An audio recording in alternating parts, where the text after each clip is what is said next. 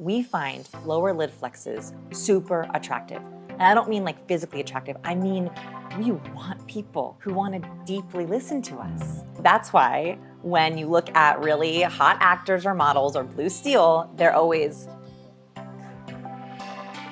listen, I always would have hard truth over ignorant bliss, right? If she's ready for it, I'd rather teach it to her. I also think like it allows you to choose if you're going to respond. You don't always have to respond to a cue. So for example, this is a cue, this study really changed the way I think about cues. I talk about it in the book a little bit, but it really had a major impact in my life, which is a study very simply where if you see a cue of social rejection, okay? So cues of social rejection. Where you're being rejected. So if you see or decode a cue of social rejection on someone else, which is why we're very aware of cues without realizing it. So cues of social rejection are eye rolls, scoffs, even a social rejection tone of voice, like, yeah, I don't really like that. Like, we know that's a social rejection tone of voice. Okay, when we see a cue of social rejection, our own field of vision widens. We literally see more. Our pupils change when we spot in less than a second a cue of social rejection. This is really helpful to know because it means if you see a negative cue, your body knows you have to look out for more. You have to see, and why do we take in more? We have to see, is anyone else sending a cue of social rejection? Is everyone else okay? Do I have an escape route? What's my plan of action? So if your body is already doing this, if my daughter at 3.5 already is doing that, why not give her a name for what that is? So then she can decide, I want to address that social cue of rejection, or I'm good, I don't need their approval. Talk to me about addressing it. Okay, so I really like addressing cues. I like addressing them in the room. So one cue, this is not a typical cue of social rejection, but I think it's an important one to know, is a lower lid flex. If we're gonna talk about the weird cues, let's just go right into the weird ones. So lower lid flex. So we're trying to see something from far away. So if, for example, Blue steel. Blue steel, right? Give me blue steel. Exactly. Right? It's like the heart and the lower lid. If you're right now, try to see something across the room. Try to see the detail on the wall. You'll harden your lower lids to see it. Okay, this is a universal response. When we want to see more, we widen our eyes in fear or surprise. When we're trying to see detail or scrutinize something, we harden our lower lid. It lowers the amount of light that can come into our eye so we can see more detail. This is not a typical cue of social rejection. However, if you're talking to someone and all of a sudden they lower lid flex you. I do it all the time. Right. It means that someone just went into deep listening mode. Correct. At least that's how I intend it. That is, it's literally, when you said intense way at the beginning of the interview, I thought, oh, that explains Tom's lower lid flex. Because that's what you do in your interviews. You'll nod, which is high warmth. Oh my God, I nod too much though. No, you don't nod too much. We probably cut some of it out. Oh, okay. Sometimes I do feel like a bobblehead, which you mentioned. Don't be a bobblehead. Okay, so nodding is a warmth cue. You typically, I don't even know if you realize you do this, you will balance out your nodding with a competence cue, which is a lid flex. So when you're... Certainly don't do it on purpose, but... Right, but that is your intensity. So like, right, you're deeply listening to me. What is she saying? What was that? What was that study? And I can see you're deeply listening. And then you'll balance it out with a warmth cue. That is how very highly charismatic people, and I would put you in that bucket, whether you would or not. Very generous. I would put you in that bucket of highly charismatic people, is you are naturally balancing out that warmth and competence. We find lower lid flexes super attractive. And I don't mean like physically attractive. I mean, we want people who want to deeply listen to us. And so that's why when you look at really hot actors or models or Blue Steel, they're always smizing or lower lid flexing or flinty eyes because it shows intensity. And we like people who are intensely into us. So the reason I bring this up as a social rejection cue is because it can show scrutiny. It can show that someone is reevaluating or judging what you're going to say. And so when you're talking to a group of people or one person and all of a sudden they're lower lid flexing and you're on something positive, great. But if you're making a point or you're challenging something, addressing it would sound like, does that make sense? All good? Any questions right there? When I'm teaching... So you wouldn't like call it out specifically, like, yo. Lower lid flex. Yeah, exactly. No. That's the kind of thing I would do for sure. I mean, listen, if you read this as a team and you want to do it, and I have teams that do that, cool. But I like the, just like the soft, like, are we good? Does that make sense? All good? Yeah. I like a verbal. It also can be a nonverbal. So what do you do though if you see and you talk in the book like you want a cluster. So let's say you're seeing a cluster of responses. Any one thing in isolation could be meaningless. Yes. But you see that cluster, they're really giving you cues. You say, we good? Any questions there? And they're like, yeah, we're good. But you know there's something going on. What do you do at that point? So I usually will follow up with some kind of confirmation depending on how hard it is. So if all good, yeah, we're all good. I'm like, okay. Mental note that there was something that was going on there. So I will typically, this is like advanced level, but if something is really like, I know I saw that cluster. I know I saw a couple red flags in a row that I don't like, and this matters.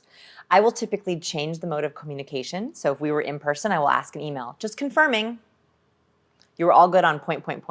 If we were in email and I noticed some suspicious verbal things, I will switch to in person. If we're on video, I'll try to switch to phone. Because I find that if you give someone a minute and you try a different mode of communication, usually you can get a little bit more information. So when it really matters to me, I will ask in a different way in a different mode. It's interesting. What do you think about my technique, which is I won't say that I do it every time because I do try to be deft. I try to read the room and what my relationship is with the person. But I am very likely to say, something like, are we all good? Yeah, we're fine. You made a facial expression, help me understand, because it definitely read like you're upset or whatever, and I just want to make sure that, whatever. Love it. So that works. You can also say, you're saying all good, but you don't look like it's all good. And that's something you can also do with your partner, right? Like if they're like, I'm fine. Yeah, no, that with Lisa, it doesn't sound fine. Sure. I want it to be fine. It doesn't sound fine. So yes, I think that you can also verbally and that's like not an aggressive way of doing it. It's like, are you sure you're good? You don't look good. And then they can explain, oh yeah, no, I'm just nervous about something else. Or you know what, you're right, I do have some hesitations. Or no, I really am good.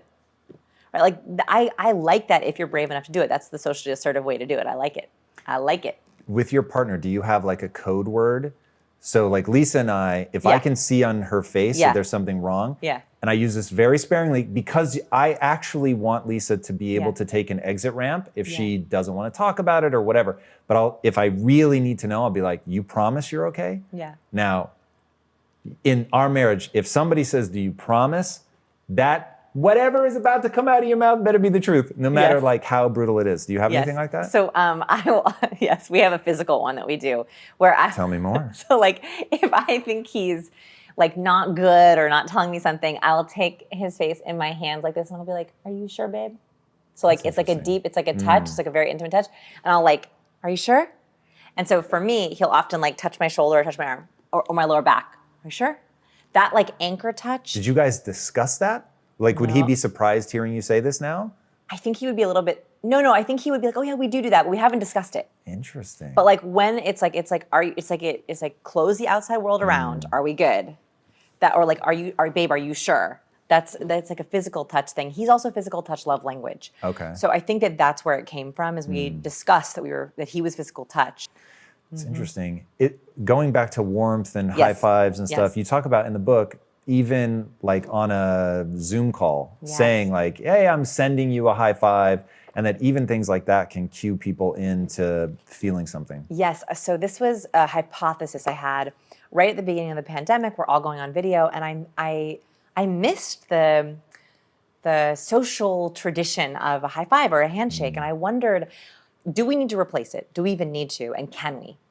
And so I partnered with Dr. Paul Zak, who runs Immersion Neuroscience. He's like the oxytocin guy. Whenever we talk about oxytocin, we're actually piggybacking on his original research. He's absolutely brilliant. He's like he wrote The Moral Molecule. And Have you ever taken exogenous oxytocin? In the nose? Yeah. Never, but I really want to. Have you done it? I have, but mixed with ketamine. Oh, I've never. And I didn't like the ketamine. I'd like to try just the nasal spray. Me too. I got so hyped about it. I was Let's go do it. Babe, like we're gonna do it together. It's gonna be amazing. She's like, no, I don't want anything artificial. I'm like, oxytocin look, is homie. it's very close to our chemicals. You know, his lab is like really close. We could all go do it. Dude, I would do a nasal spray of oxytocin all day. Any day. This is, by the way, Dr. Zak is the guy who did the vampire wedding. The vampire wedding? The vampire wedding. Like, they got married as vampires? He calls it the vampire wedding. He's the one who, he went to a wedding. I don't know how. Dr. Zak is super charismatic, and so he can convince anyone of anything. He's probably giving us all oxytocin. It's a good strategy. So here's what he did. He convinced a wedding to go to the wedding and take everyone's blood at the wedding. Whoa. I know. So he took the bride's blood, the groom's blood, everyone in the wedding, he took their blood. And what he found is that you could predict how close people were to the bride based on how much oxytocin was in their blood. Whoa. Right. So that's cool. It's super cool. So the more people felt bonded to the bride, the closer they were, the more oxytocin they had in their blood. I believe there was one exception, and forgive me if this one, I think it was the mother-in-law was even higher than the groom. I think it was something funny like that. The mother-in-law was so oxytocin-filled for her daughter. Wow. Sorry, not the mother-in-law. The mother of the bride was even higher than the groom because she was like so happy with her daughter. I have to check that one. That is really interesting. Yes. So oxytocin is real and it's very nuanced. So I feel like a nose shot of oxytocin would make us do all kinds of interesting, it would like open our brain up in a connection kind of a way. It's a fascinating molecule that has huge implications in trust. Yes. Which is when I first started reading about it, I was like, ooh, this is really interesting. Like if you have a group and you need to develop more trust, it could be a really interesting way. It could also, though, potentially get you into trouble if it's creating trust with somebody that you shouldn't trust. Oh, that is how con men work. I will tell you, my biggest concern with this book is it will get in the wrong hands. Like a question that I get that is the question, which is like, what's the difference between this and manipulation? And I think there is a terrifying line for me, and it was something that caused me some writer's block, I'll be honest, while I was writing, where I'm so terrified that these cues will be used for evil, not good. And they can be. And they are. I mean, that's how con men work. And that is one of the reasons that what I can convince myself of is I would rather equip people to know these cues. You said that woman was touching you and you knew she was touching you and it was working.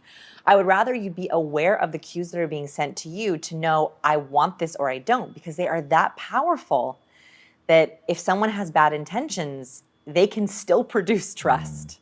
And that makes me nervous.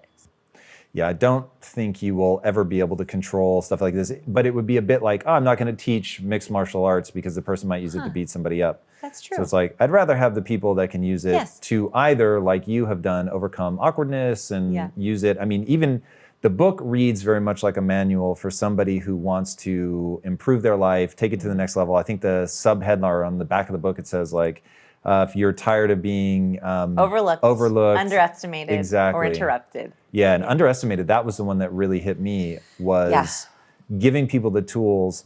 In fact, we've already talked about this, but being able to give people subtle cues that you want to interject. Yeah. And a lot of people, I think, end up getting steamrolled and they get angry at the other person instead of going, I'm going to take control here, to your point. Yes. And be able to signal people, and you give this progression of, well, you can start subtle, you can do the fish, whatever, but then, we get to the point where it's like, yo, stop. But being able to give people the tools so that they can be better equipped to do this stuff. And then I definitely like, in relationships, it is so easy to be inside your own head, to have a paranoia about, like, I want to make sure that I'm following this or that I'm coming across well or whatever, that you actually stop reading the cues and then you can get blindsided. I think about this a lot as an employer. It's like you're constantly trying to make sure that everybody's okay and that you actually know what's going on inside people's lives.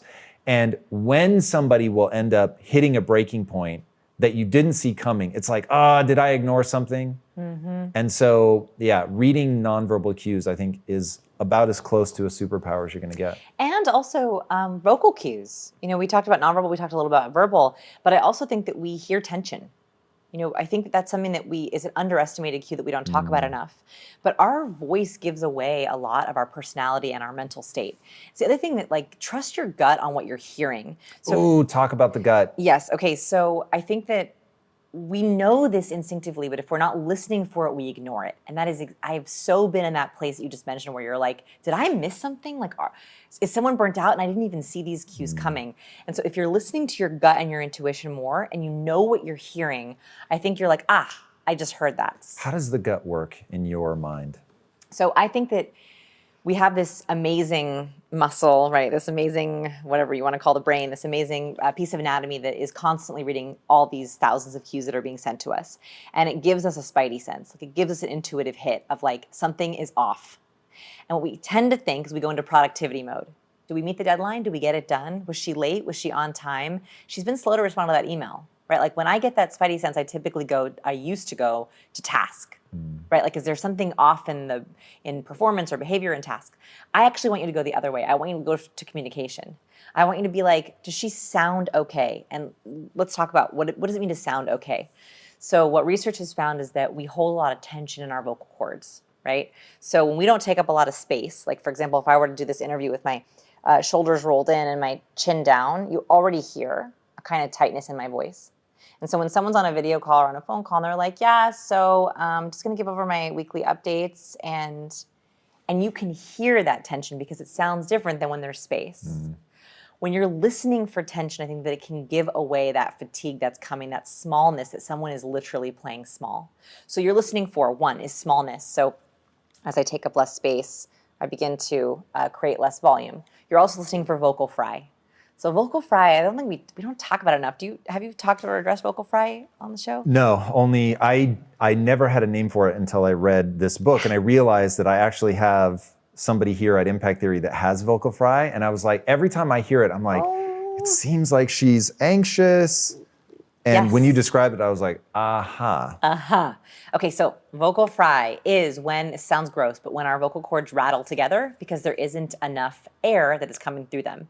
So right now I'm working really hard to give enough air, enough volume. I'm actually not working that hard. We're just having a conversation. But if I were nervous, if you were to ask me a very hard question, or if I was feeling burnt out, tired, dismissed, I would lose my volume and then I would go into vocal fry. Yep. So vocal fry is when we're like talking like this and we're sort of not enough breath is coming through. And so you can hear that rattle in the back of my throat. Now, if I were to give my entire interview like this, it would drive you absolutely crazy. Right? That's good. Yeah. So vocal fry is very simple. It's when don't have enough breath to give our voice. So one, and this is double, you have to hear, when are you hearing it? Is it because someone literally hasn't been talking all day and they just need to get themselves revved up? Is it because they're actually anxious or nervous? Like all of a sudden they went from, hey everyone, good to see you. Oh, this is gonna be great. So my announcement is like really basic. And then all of a sudden they go into it. And then how do you wanna address it? So do you wanna address the emotion or the cue?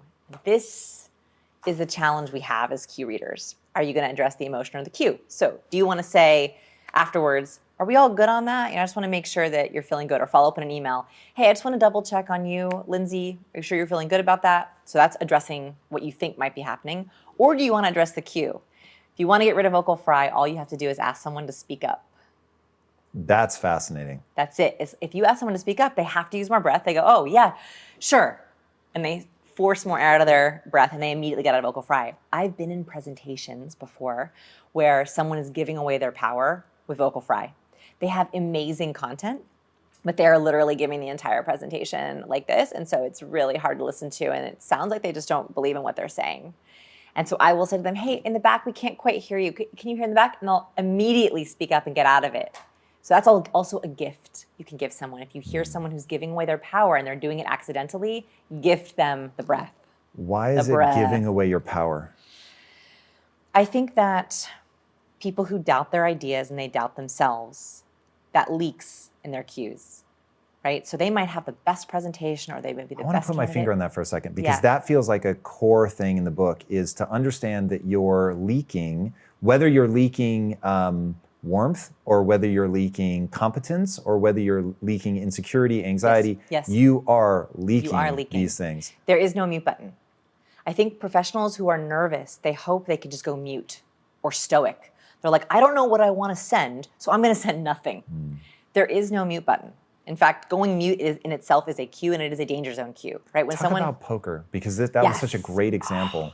Man, I love looking at poker studies. So you already know the answer to this, but we can play it with everyone at home. Okay, so let's say that I played a little game with you, and I said that you could watch players playing poker.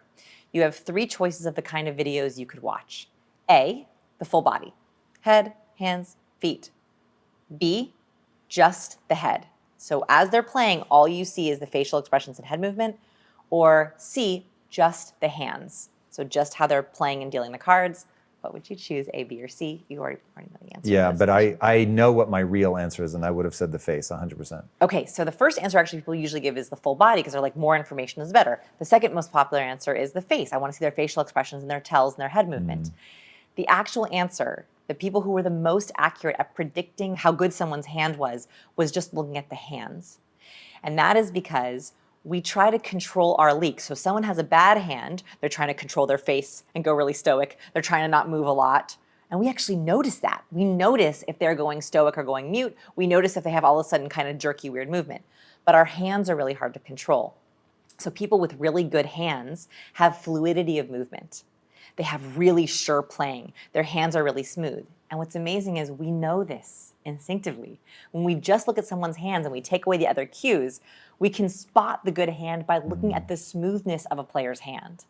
So interesting. And in the book, I sometimes get lost between what's in the book and what I heard in an interview, but I think it's in the book. Okay. That there was a woman who 1 year after deciding she was going to play poker ends up winning this incredible tournament. Yes. And wasn't she looking at hands? That's what she learned. So she, this is a great book. What she did is she taught herself to play poker in 1 year. She entered these major tournaments, and the way she was able to climb from table to table to be at the winner's table was she stopped looking at the cues on the face and on the feet, and she really, really focused on the hands, because that's when she could see if someone actually had a good hand or not. The jerky motion means you're leaking nervousness, because think about it. If you're nervous or anxious, A, you can't control as much, and B, you're expending energy in all kinds of weird spaces. Very highly charismatic people, leaders, don't waste energy. All their movements are purposeful and smooth. That's one of the reasons I said, don't touch your face. Don't touch your stomach, is because that's a wasted energetic movement. We like people who are only saying, I'm gonna make a movement with this gesture or this gesture. And so, yeah, she was able to climb to the top of the tables simply by looking at fluidity of hands. She also did a lot of training and mentoring, but that's how she was able to go so quickly. It's because she was looking for leaks. Yeah, I didn't see that one coming. Yeah. I thought that zooming in on the face would be better for the same reason that zooming in on the hands works, is that you're not getting all this extraneous information. Yes. And the reason that I was asking about gut instinct is, you know, your subconscious is able to take in so much more data than you can process consciously. Yes. And I also heard you talk about the smell test that they did, where they had people jumping out of an airplane versus, I don't know if it was running or whatever. But Yes. So yes, exactly as you said it exactly right, is our subconscious is this amazing cue reading machine. And so it is constantly trying to tell your gut, listen, that wasn't good. We should be nervous, or this person is great. It's constantly trying to speak to us. We just have to listen to it. So yes, in this study, what they did is they had 2 groups of people wear sweat pads and run on the treadmill. And the second group, they had them wear sweat pads and jump out of airplanes. Obviously, the one on the treadmill were very sweaty, but they weren't afraid. The people jumping out of the airplane had a lot of adrenaline, a lot of cortisol. Then they had people smell those sweat pads, kind of gross, really gross. And people who didn't know what they were smelling, people who smelled the skydiving sweat pads began to feel anxious. They actually caught the fear. What's incredible about this is it means that there's these loops happening all over our life, that we don't realize that when we walk into a room and we're like, why am I in a funk? Why am I in a bad mood? Why am I angry? A lot of the time it's because you caught some kind of cue that your intuition was going, you got to be on protection mode, or you got to be defensive, or the opposite. You walk into a room or be with someone and be like, yeah, I love this feeling. And this is why I think that before you walk into a room, before you walk on a date, before you walk into a networking event, if you can get yourself right, if you can show up as your most confident, competent self, if you know that you have all these cues in your back pocket, you know your stuff, you really have good intention to be warm and trustworthy, that makes you super contagious in a good way. 92% of people that set a New Year's goal fail to achieve it, which is why I've created a 90-day challenge designed specifically to ensure that you hit your goals. You really can radically transform yourself. Just click the link below to join me and the entire Impact Theory University community to kick off 2023 right with the Impact 90 Challenge. All right, guys, now back to the episode. Let's bring this all together for people. There's part of the book that I really liked is choosing better words, really being engaging with people. And I actually thought about opening the interview with this because I do this in real life with a different question, but cutting past the BS. And in an interview you threw off, the person didn't follow up on it, and I was sad. You were giving examples of things you could open with at like a party or something, and you said, "What's your deepest fear?" And I was like, Word. So Vanessa Van Edwards, what's your deepest fear? And help us understand why it's so meaningful to find, like that to me, maybe one of the most fascinating parts about cues is bringing this all together to really like not incrementally improve your ability to connect, but like to use that to go to a whole new place. So I both want to understand actually what your biggest fear is and then why something like that is so, it brings us together in a far more interesting way. I think I really want to answer because I think that my answer to this has changed over the years. Right now, I think my deepest fear is actually that underestimated word on the back of the book. Now, are you worried other people will underestimate you or that you'll underestimate you? I think both. I have this like opportunity FOMO. So I constantly have this fear that I'm like missing opportunities. I think that's one of the reasons I wrote this book. And then one of the reasons I'm obsessed with cues is because I am terrified that I am missing things. I feel like I missed the memo on social interactions, right? Like that's my entire career is trying to write up that memo again. And that really hurt me. Like it really slowed me down for so many years. It destroyed my confidence. It made me have bad relationships. It made me ignore cues. I think for a long time I had really toxic people in my life and I didn't spot the cues. My gut spotted the cues and I didn't listen. And so I think I don't want to have that anymore. I am terrified of having toxic people who I miss. I miss those cues. And on the positive side, I'm terrified of seeing good people and good opportunities and missing them. Like I have regrets about people who I let go, who I'm like, what was I thinking? I miss that. And so I think I'm terrified of underestimating others. I'm terrified of missing things that I shouldn't have missed or not listening to my gut. And why is something like that to me was really, really interesting. And if there were no cameras on and I didn't have to think about the thumbnail headline for the YouTube video, I would have started the interview there. Why? Why is that so fascinating? This actually isn't in the book, but it's something that I think about a lot. So I read this research, I believe it was by Dan McAdams, and he talks about 3 levels of intimacy. Have you ever heard this concept? It is why I suggested that question, what's your deepest fear? What he found is we get stuck in these levels. And so he found there are 3 levels of intimacy between people. This isn't even in cues, this is just what I use. The first level is called general traits. He calls it general traits. It's like why we get stuck in like, so what do you do? Where are you from? Right? It's occupation, age, gender. We get stuck there. We can't get out of it. That's why you have people who are like... Gender? Yeah. Didn't see that coming. Yeah, that's why I think that if people are...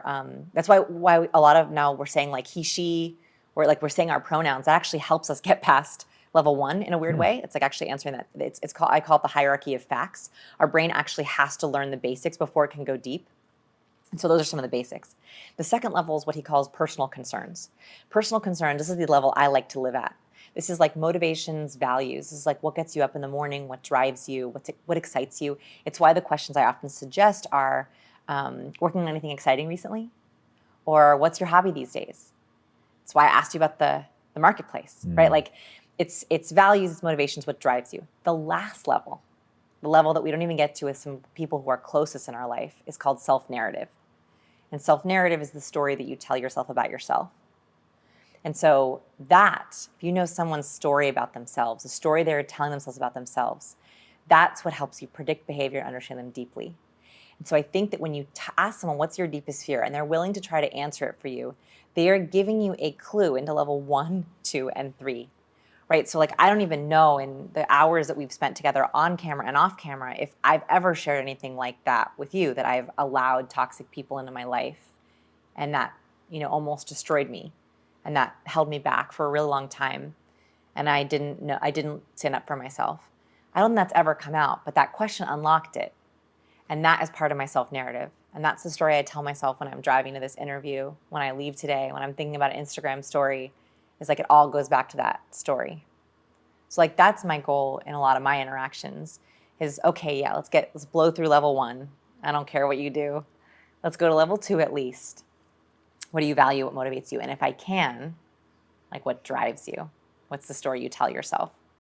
That I think is a really important lesson. And the one that I ask people, which I think falls into number 2 is, well, maybe number 3 is, what's your deepest passion? Try to keep it positive. I would be reticent to ask somebody that I didn't know or didn't have, on a show like this, what their deepest fear is. One, if they don't trust me, they're gonna lie anyway. Yeah. But getting to something positive, skipping past all the BS. I have another one I can give you. This one's like, it's a secret level 3 question. And by the way, I'm like scared to say it because I'm like, oh, my friends are gonna be like, so that's why you've been asking that question. Here's my secret level 3 question. It's a sneaker. It's, so who's your role model? Who's your hero? The reason why this one's such a good one is because it tells you what they think their own hero is. And you talk a lot about heroes. Lisa talks a lot about heroes. The reason why that's interesting is I asked one of my very long friends, so like, who's your hero? Who's your role model? Or even what TV or movie character do you think you're most similar to? And in my head, she's a great mom. She's a homemaker. She's so kind. I thought she was going to pick an amazing like mom, like Lorelai Gilmore or something. She goes, oh, Katniss Everdeen. I was like, Katniss Everdeen?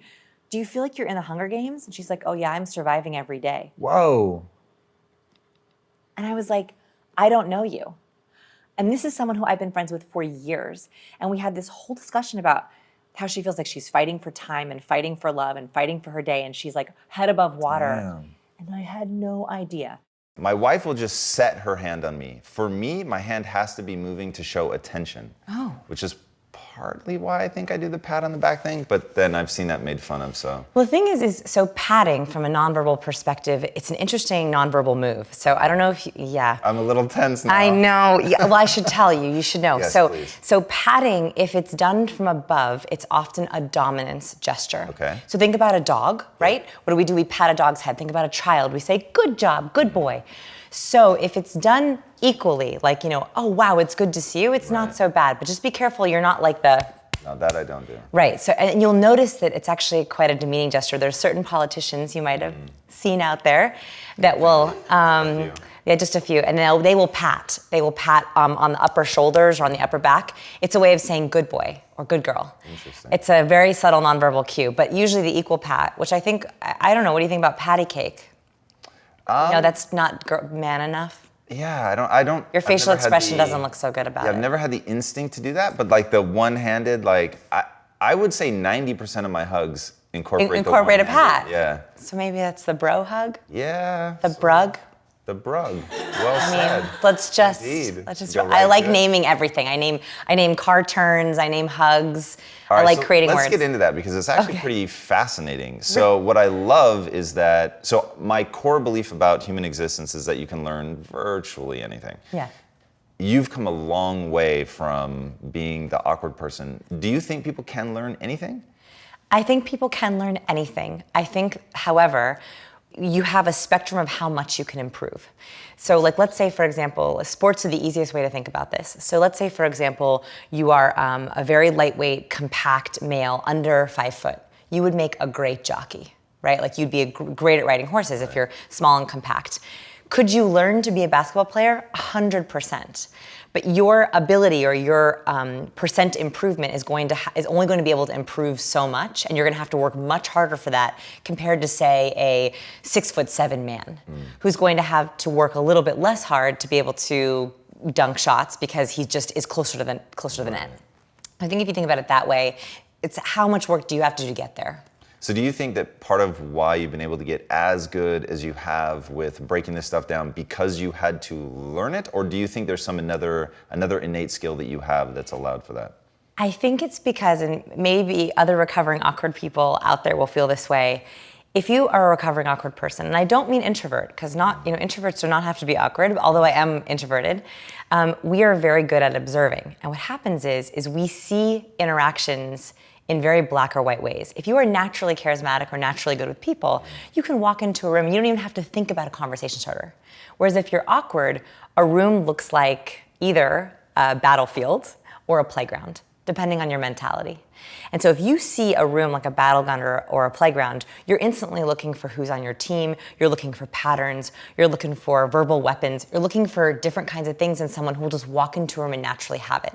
Right. So I think that what's helped is that I tend to see every interaction that way, which has helped me study it in a formulaic way. It's a little different. What drew you to like the science, the study? I mean, not a lot of people start their own research lab. So I was a journalist, so I was just writing stories, and I loved science. From a very young age, my parents encouraged the academic side, the book smarts, the IQ. And I think I totally forgot about the people smart side, the PQ thing. So I had all this ability to read 20-page academic studies and find some usable nugget. So I started to write about that for different blogs and journals out there. And I realized that the one thing that could differentiate me, anyone could write, an article about science. But one thing that could change what I was writing is if I tested things on myself. So I either became a human guinea pig or I was able to actually do research in the real world. Because most studies are based on 20 college seniors who want academic credit for a psychology class. They're not representative of the whole population. Right. So I thought if there was one thing that could differentiate this article from every other journalist, it would be adding my own take on it. So it was actually a differentiator. It came from a place of trying to differentiate my work from other journalists out there. And then of course a personal need that I had to try to solve people, which I don't know if it's possible, but I'm certainly still trying. It's interesting to solve people. What do you mean by that? I loved in math class where you'd be working on a math problem and the teacher would be like, okay, here's a formula for you, right? It was like being given a cipher, it was like the most powerful thing. And I thought, what if there was a cipher for people? Like, what if there was a formula for people? And so I have something that I call the matrix, which is a little bit different than the Keanu Reeves Right. matrix, which I believe that every person has a cipher. They have a set of values that you can solve about them, that if you turn it in the right ways, you can figure out how to figure out their motivations, how to figure out their values, how to speak to them so that they'll listen, how to make them feel loved. And so that's the closest I've come to actually solving people. And it's the only way that I've found to interact successfully. And when you say solve, though, are you saying to be able to have like a useful interaction, or To not be so baffled by people's choices.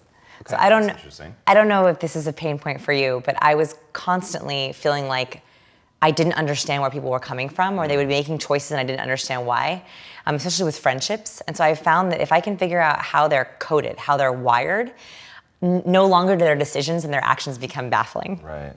So give us some of those things. So in fact, you and I were talking about this, but let me break it down for you at home. Hi.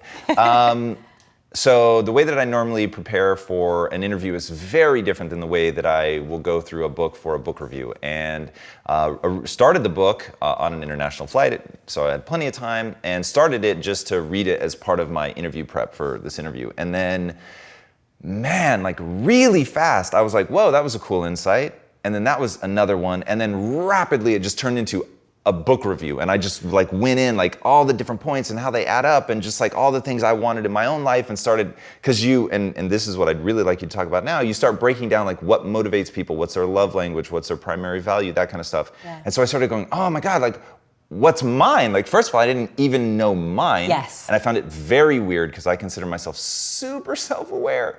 I found it so much easier to identify my wife's Always. than to identify my own. Yeah. So what are the like sort of key things to understanding someone else or yourself? Yeah, so I like to think of people a little bit like an onion, in that, there's makes you different cry, layers. you don't want to cut it. Yes, exactly, but tastes delicious once cooked.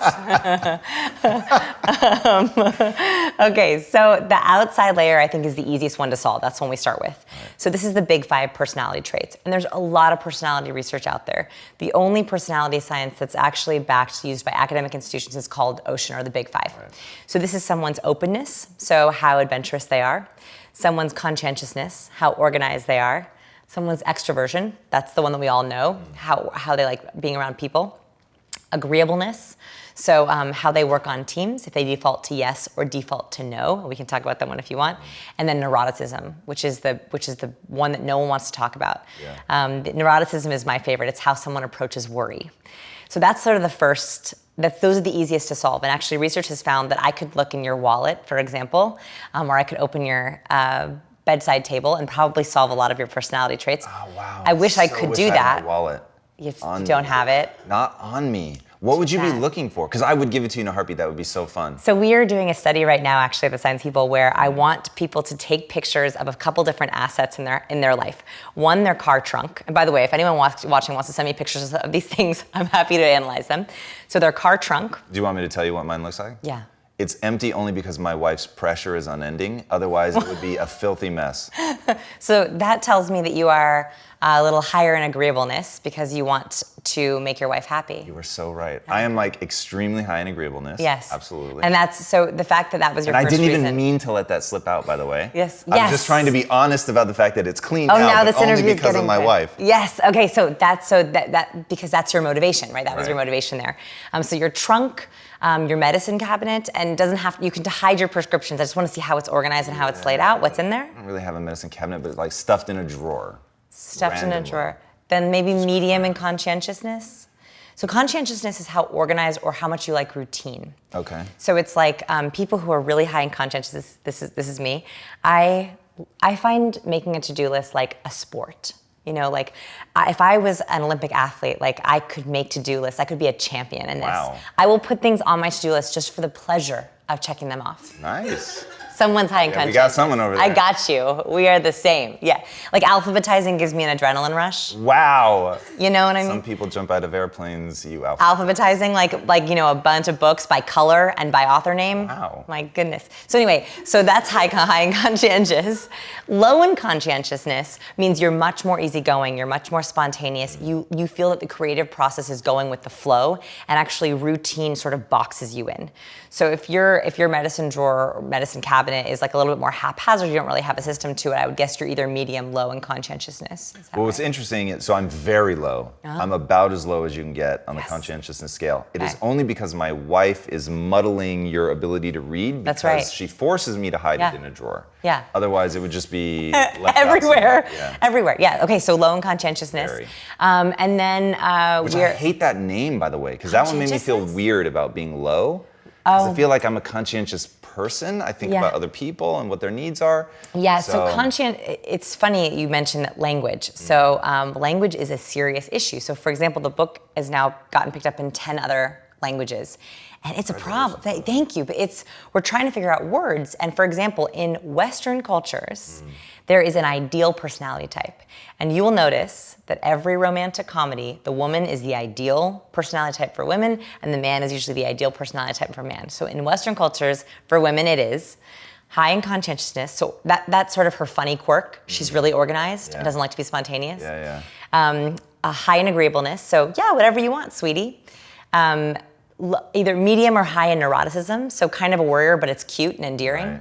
Right. Very spontaneous and extroverted and bubbly. And high in openness, adventurous and imaginative.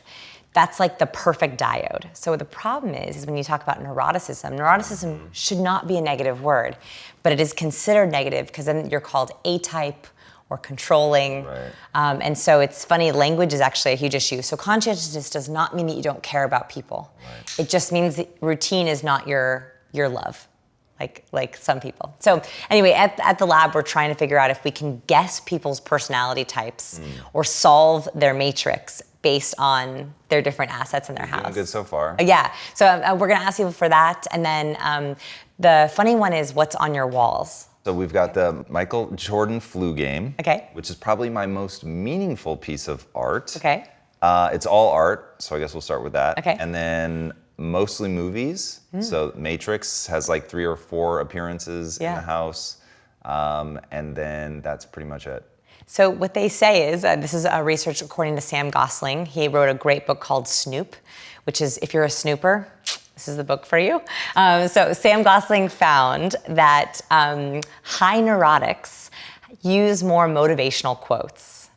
So I am a high neurotic. I'm definitely a worrier. And by the way, you know if you're high neurotic or low neurotic if you're really good at what if scenarios. So high neurotics, we love pros and cons lists.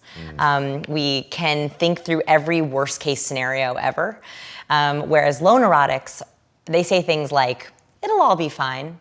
which to a low neurotic is like the worst thing that you can say because we believe that worrying is like an investment account.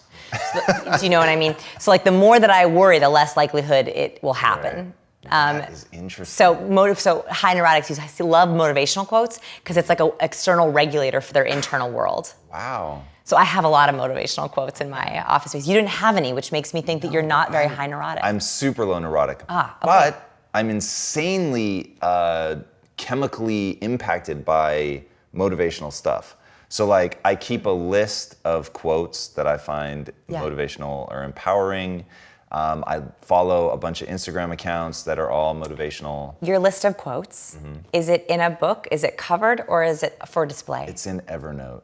Okay, so that means that you are medium or low neurotic because high neurotics, can I get a little sciencey? Yeah, okay, so high neurotics carry a special form of a certain gene. It's called the serotonin transporter gene. So serotonin is a really important chemical in our body. It's what keeps us calm. It's what keeps us nice and stable. So for example, if you're driving and all of a sudden someone almost hits you. They don't hit you, but they almost hit you. Your adrenaline goes, your cortisol goes, and you're like, oh, we almost got in a car accident. A low neurotic, like you, will begin to produce serotonin. So your body goes, whew, we're okay. Right. Everything's fine. And then a few minutes later, you're back to your music, everything's fine. A high neurotic like me has a harder time producing serotonin. We have a longer form of this transporter gene. So we produce less serotonin and more slowly, which means that my adrenaline and cortisol are pumping for longer than yours.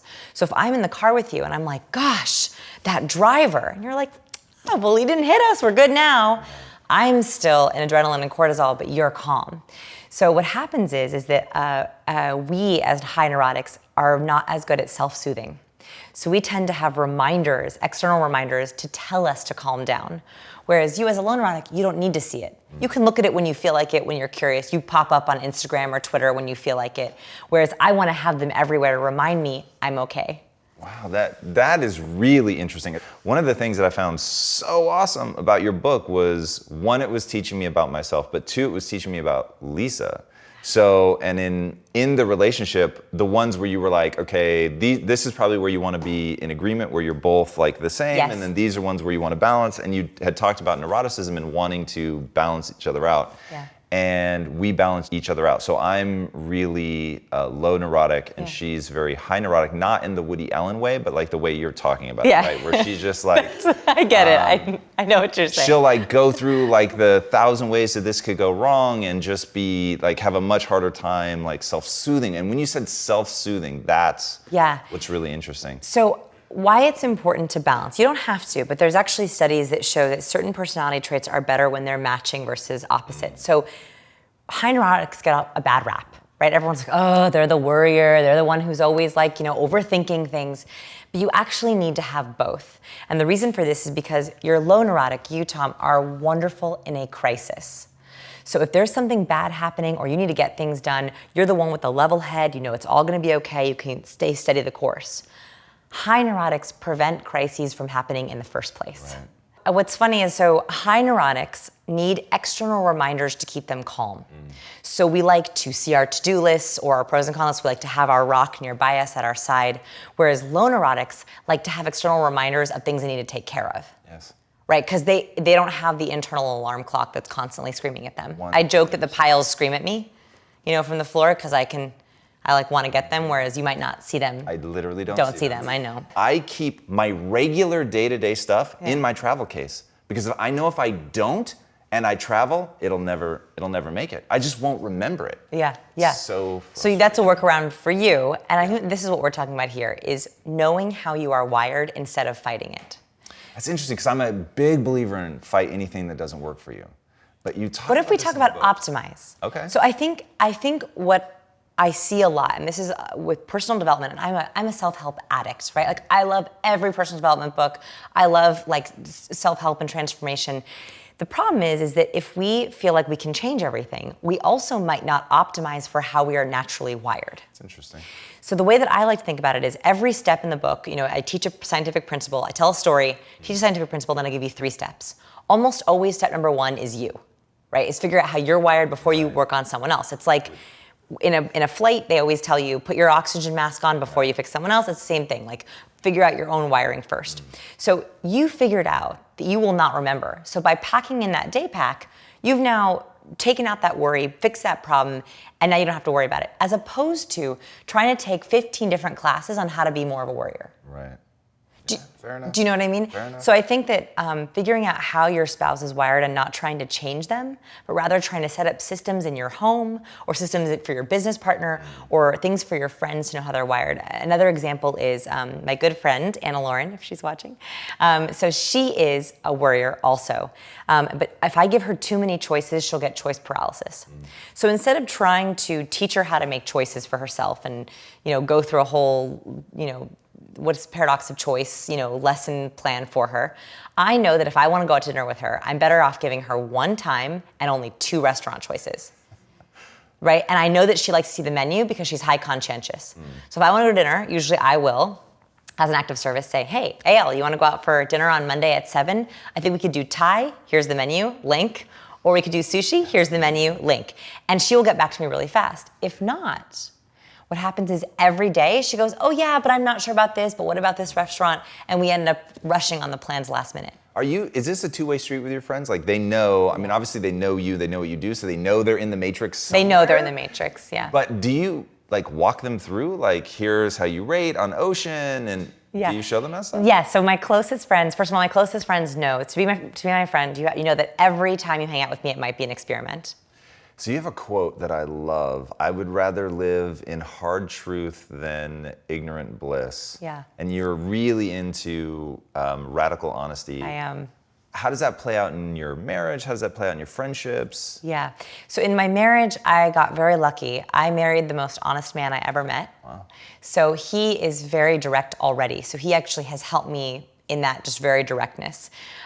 With friends, it's hard. I had to make the choice a long time ago when I first started this work, especially with lie detection. Lie detection is a skill that is a blessing and a curse, a little bit. Just because you see inconvenient things, right? You see things that you didn't expect to see. About yourself or just... No, usually about other people. I think you see, in the personality matrix, you see things about yourself you might not like as much. But with lie detection, you tend to see things about other people that you might not find as convenient. So It's convenient. Yes, very nice. I find as convenient, yes, because what happens is, and this is what happened at the very beginning of sort of honing the skill and leveraging it, is I started to see friends who were not only lying to me, but lying to themselves. And I had to make a choice. Was I either gonna have fewer high quality friends or less quality but more quantity friends? And this was right at that stage where I also was trying to figure out what kind of friendships that I want to have on social media. And it's the same, I think, question that we all have to ask ourselves. I think of social media friendships like cotton candy. And I call these cotton candy friendships. So cotton candy friendships are great. These are the people that you love seeing at a party, right? You see them, you're like, oh, you do a squiggle, you're so excited to see them. They're also the woo girls, woo! You see them and get excited. Tom's like, I don't know what that is. I have zero. Yeah, okay, that's okay. But, yeah. I'm sure you've seen it before. And they're really fun to hang out with. There's not a lot of substance there. There's not a lot of nutrition. Right. You wouldn't text them if you were going through something hard. You wouldn't, call them if something happened to them. But it's a fun, exciting friendship. The thing is you eventually need to have a meal. Right? Like cotton candy is okay every once in a while, but if you have too much of it, your teeth begin to rot from it. They ache from the sugar, and they give you a sugar headache. And so I think that it's about what are the friends that give you nutrition, like the brisket friends, and then which are those friends that are kind of the surface ones. And that was a big decision I had to make. You've talked about breaking up with friends. So how do you sculpt that garden of friendship? It's so hard. So I think that adult friendships is, how when you're a teenager, everyone's talking about bullying and cyberbullying. I think that as adults, this adult friendship issue is the next sort of frontier of talking about how do we court friends? How do we build a friendship when it's not romantic? How do we break up with a friendship when it's been too long? And the biggest thing that happens with friendships is they do go stale. And that's a very weird thing to say, but there are people, I'm sure you can think of someone in your life where every time their number pops up on a text message, you're like, oh, it's been a while, I better call them. Or you see them out of convenience or out of location. And I think that those are the kind of friendships that really drain you. There's actually a study that was done on ambivalent relationships. Yeah, this is so interesting. Yeah, I'm thinking about ambivalence a lot. So toxic people, we get it, right? We all understand that we want to get rid of toxic people. That's more obvious. The real danger, I think, is ambivalent relationships. So these ambivalent relationships are the people where either you don't know how you stand with them, so you don't know if they like you or not, and they're also the people where you don't know if you really enjoy hanging out with them or not. Have you ever had that? Yes. And you're like, is this going to be fun? Was that fun? Is this fun? And I think those are the ones that take the more energy. There are also the more dangerous ones because they tend to creep in and stay in. Tell me, what is charisma? Charisma is the perfect blend of being likable and powerful. Whew, that was really, whoa. Boom, homie.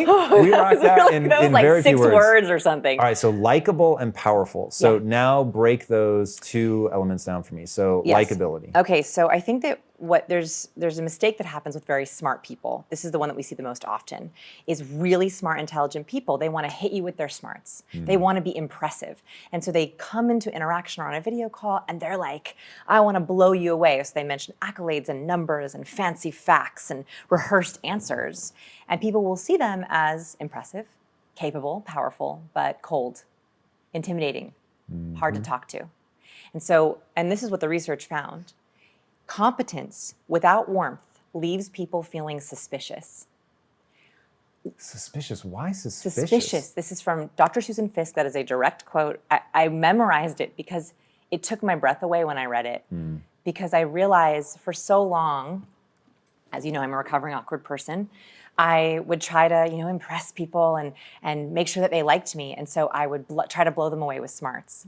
And the problem is that when you do that, it leaves people feeling suspicious. And that's because when we don't have likability softens our power. When we add the warmth plus competence, so likable, friendly, compassionate, trustworthy, plus capable, powerful, impressive, that's the sweet spot. In the study, what they did is they had participants look at short clips of politicians. They didn't know these politicians. They just had them watch these clips of politicians. And they asked them 2 different questions. Who is warm, likable, and trustworthy? And who is dominant, powerful, and capable? The politicians who had only one of those were not rated as charismatic. They were not as successful. They weren't as successful in real life or just in the study? In the study, they were ranked very low on the charisma scale. So they could be seen as trustworthy, but if they weren't also powerful, they were not seen as compelling. They were not seen as convincing. They weren't seen as memorable. So the biggest challenge I think we have to be charismatic is to show up as our warmest, most competent self, but it has to be that balance. Of course, and that's why it's amazing. Yeah. But it's like, talk about feeling like you're being pulled in 2 opposite directions. And I find it, I don't want to use the wrong word here. I find it easy to be warm. Yeah. And I find it easy to be intense. I find it difficult to be warm and intense. Although you didn't use the word intense, you used powerful, but I guess I don't like throwing that moniker at myself. But yes, so warm and intense I find extraordinarily difficult. Yes. Warm or intense, that's a lot easier. I'm gonna make you feel better. Please. Okay. Actually, the research finds they can be chronological. Okay. And this is extremely helpful. Like, this is like next level. Yes, which should come first? Warmth. Okay, makes sense. Why? As humans, when we first meet another human, the very first question we ask about them is, can I trust you? Right? So like from across the room, on a video call, in an email, we are looking, can I trust you? Are you on my side? Are you a threat? Can I make sure that I'm not going to be at harm? Not just physical harm, but even like emotional harm. Are you on my side? The next question we answer, and it is the next question, is can I rely on you? So let's take an email, for example, because that's we can control all the elements. In a really good email, we do this sometimes naturally, but not always. The subject and the opener should be warm. Maybe the opening line is also warm, and the content, the body of the email is competent, competent, competent, and the sign-off is your choice. So for example, when we look at words, I love the power of word choice. What research finds is when we read words like collaborate, we are more likely to be collaborative. When we read words like power, we are more likely to be powerful. Here's a specific study. It's a little complicated. Can I go deep? Yeah, please. This study blew my mind. So here's what they did. They had participants come into the lab and they gave them a quiz, like a math test they had to solve. One set of participants got a set of directions that was very simple. It said, please take this test, take your time, answer all the questions correctly. The second group got the same set of directions, but they sprinkled in a couple of high achievement words or achievement-oriented words. So achievement-oriented words are like win, succeed, master, achieve. We love those words. They like give us the tinglies. Okay, they just sprinkled them in. They wanted to know if just adding in a couple of achievement-oriented words would change participants' behavior. Just those achievement-oriented words made them get more answers right. So it actually changed their performance. In other words, reading the word win makes you think more like a winner. It changes your physiology to be more like a winner. Second, this is where I think it gets more interesting. It doubled their desire to work on the task. So it made them work on the quiz longer, and it made them enjoy working on the quiz. And lastly, it actually changed their physiology. So when we read... What were they measuring? So how many questions I got right. But when you say it changed their physiology, how do we know? Yes, they are measuring the amount of testosterone or dopamine or oxytocin. They took their blood levels? I believe it was either blood or saliva. Wow. To see if their physiology would change. So when we read words like this, it actually changes how we think and how we feel. And so I share this because I think we send emails or we have a LinkedIn profile and we throw it, hey everyone, today we have to get a lot of things done. It's gonna be a really busy week. Let's make sure that we overcome all those challenges. When you write words like busy, people are literally primed to be busier. When you write words like challenge, they're more likely to be challenged. So going back to warmth and competence, it's a challenge for everyone. If you open up your last 5 sent emails to important people, only the important ones, and you count the number of warm words you're using and the number of competent words you're using, you will see exactly how you're coming across to others. But the best thing you can do is open with warmth, hit them with competence, and end with purpose. The truth is, hitting your career goals is not easy. You have to be willing to go the extra mile to stand out and do hard things better than anybody else. But there are 10 steps I want to take you through that will 100x your efficiency so you can crush your goals and get back more time into your day. You'll not only get control of your time, you'll learn how to use that momentum to take on your next big goal. To help you do this, I've created a list of the 10 most impactful things that any high achiever needs to dominate. And you can download it for free by clicking the link in today's description. All right, my friend, back to today's episode. The number of times that I've written an email where I'm like, okay, let's do this, where literally the first word is, let's do this, or text, even worse. And then I'm about to hit send, and I'm like, let me just quick go back to this, and I'm like, oh my God, hi, good morning, like to add something. Although after reading the book, I realize I'm adding sort of the lamest, most boring, easy to tune out words humanly possible. But are you usually adding warmth or competence? Oh, I don't think of it. I'm always trying to add warmth. I never think about the competence. I'm always just goal-oriented. So the thought that triggers in my head is always there is something very specific and concrete I'm trying to accomplish. Yes. And I go right to it. Yes. And I find, so every time I read your books or we get to sit down together, we're on camera or off camera, I become hyper aware in a good way, because I think that too often I'm not thinking through, like I'm in my head, I know what I'm trying to do, but I forget that you really do have to do the emotional management, the relationship management, especially when you have employees. You have to, every time you touch somebody, it's like accumulating into their perception of who you are. And so if all I'm ever doing is goal-oriented and I'm not taking the time to connect with them as a human, it gets weird. So anyway, I don't think about warmth or competence in the first pass because I'm just in the task. Then I go back and I do a warmth pass. Usually. I'm sure I forget. But it's very interesting how your default mode doesn't take any of that into consideration. Right. And I think that that's why we're so burnt out. What do you mean by that? I think the reason why we're all like, oh, I'm in this malaise, like the days are so long, and why we're so burnt out is because our way that we communicate has changed and we're trying to get things done. We've become a very task. Is this specific to COVID? No, I think that this was already brewing. You said the way that we work has changed. I think the way that we work has changed. I think since video calls, emails, and digital communication has been easy, and then it got exacerbated by COVID. Because what's happening is our way of communication is changing, so we're putting more out, right? Our output for communication, I don't know, quadruple, 10x? Think about the days where we didn't have email, phone or text, just phone. We maybe had an in-person conversation with a colleague, an in-person conversation with our partner. We maybe picked up the phone and called someone. What is that? At the maximum, you could have 20 or 30 interactions in a day at the max. But that's only if you're isolated, because so recently we started having people, if they wanted to, come back to the house, you have to test every day, blah, blah, blah. Yes. And yesterday was the first day where like there were quite a few people here. Yes. And we were all sitting around a table and I was like, wow, this is so, the amount of communication I would have said is way higher, but it was all informal. So it was like, it wasn't a meeting. It wasn't like if I send a text, it has a really specific agenda. I'm trying to get to this. It was, you know, goofing around. It was being more playful. It was quick, like things about, hey, have you talked to this person, that kind of thing.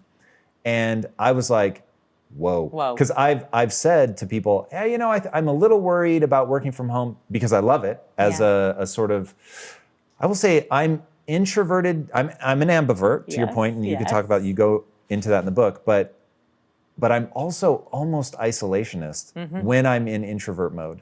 Where it's like, I don't want to see or talk to anybody. I put over-the-ear headphones. I don't want people interrupting me or talking to me.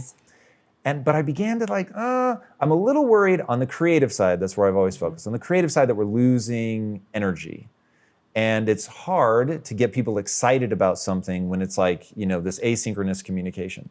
And yesterday when people were in the room, I was like, oh my God, like just the human connection and the fun. And the flood of chemicals, right? So I think that when we're in person and there was maybe 5 or 10 people, those are 5 or 10 connections that you're having all day or during a meeting. In a digital world, or we're having online connection, we could have hundreds, right? Like every text we send is its own unique communication. And that burns us out because it's giving us all the same information without the chemicals, right? So in person— I'm so with you. The timing of this conversation is so on point for what's going on in my life. We have to manage that, right? Like I want you to be aware that, okay, if people come over, I'm getting way more chemicals. I'm getting the oxytocin of the handshake. I'm getting oxytocin from the eye contact. I'm getting dopamine because we're smiling and laughing together. And I'm getting the information I've been getting for the last, couple months. In a text or an email or even a video call, it shrinks. We're getting way less of the good chemicals, way less of the dopamine and oxytocin, but the same amount of information. I think that is why we're so burnt out. So I think the more that we can take control of our cues. So, I've always struggled with confidence. I've always tried to grasp that, that amazing spirit. I think the only way to do it is control for me. That I think that controlling the environment? Controlling my cues. Okay. So I think that the only way that I feel confident is if I know, okay, I had this important email I have to send to a team member, and here's the information I have to get across. I do the same thing as you. I think most people do. I get the information out first. I typically write here's what has to get done. And then I add in the warmth, typically in the first 10 words. And this is a really easy way to do it for yourself. This is only when it's important. It doesn't have to be every email. I think, okay, what do I want this person to feel? If I were with them in person, what would I want to gift them? When I want to gift them excitement, get excited about them. Gift. I think it's a gift. I think that we can prevent burnout by gifting the right chemicals, right? It takes effort, like a gift. So if I'm like, okay, I want this person to be excited about this project, I'm going to use words that cue for excitement. And this is literally what the research shows, that when we say things like, what are you excited about? Or I can't wait for this project, or I'm looking forward to this, those are excitement words. Or do I want to gift strategy? Do I want to gift efficiency? Do I know that we are pushed for time and I want to gift streamline, collaborate, brainstorm, credible? The more I use those words, the more I am literally gifting that testosterone, that chemical. So I think that that's how we can next level. It's like next level. We can gift those chemicals to people in our in-person interactions, but also in our emails and our videos. What I find really interesting about that is that you're cueing not only to other people, but to yourself, even selecting the word gift, which is an interesting reframe for me as I think about that, think about the different interactions and what I want to communicate. But even choosing that word feels very different than communicate or even give. Yeah. That's really powerful. Getting the framing device right so that whatever your sort of emotional goals are. And you just cued me that you want to talk. This is so interesting. And you go into detail about this, like the cues that people will do. Walk me through what just happened in the last 9 seconds. Okay, so I really wanted to reframe you because you were wanting to get it done, which was good. And we were talking about like, how do we make it better? How do we get it done? And the reframe I wanted to give was, this is like a gift. And how did you interrupt me though, without saying a word? So first I was using the word gift, which I think already was like your brain was like, oh, that's something different. And then also I leaned into you, right? And I widened my eyebrows a little bit just to show like we're open, like we're getting into this. So like those were 2 high warmth cues. So when we think about nonverbal, I was trying to cue you for warmth, right? So I leaned a little bit more. And by the way, this changes our brain. So the study that I share in the book, which is just try leaning in a little bit. It will actually activate a different area of your brain. So when I lean in a little bit, you lean in a little bit more, like your head actually leaned in a bit, which activates your motivation. And then even just taking a breath and slightly opening your mouth, I was like, I know. It is so interesting. I knew exactly that you had something to say, and I think we all take it for granted how you can use that. In the book, you walk people through, hey, if there's somebody that's talking too much and you need to interrupt them, but you don't want to like, please. Okay. So this is like a superpower. So if I have anyone who's introvert, anyone who's awkward, anyone who lacks social assertiveness, I think social assertiveness is actually like a hidden trait that everyone should learn, because to be socially assertive, it means you're putting your needs forward, but you're being polite about it.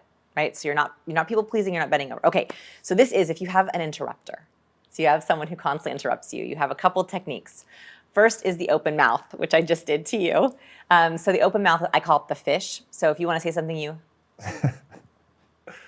right? And the bigger the open, the more they'll notice. This works on video calls, this works in person. So if someone's talking to you, you're like, oh, she needs to say something. And you'll bookmark it. You'll literally be like, oh, wait, she has to say something. So try opening the mouth. The second one is we are very cued that a hand raise or even a finger raise means one moment, can I say something?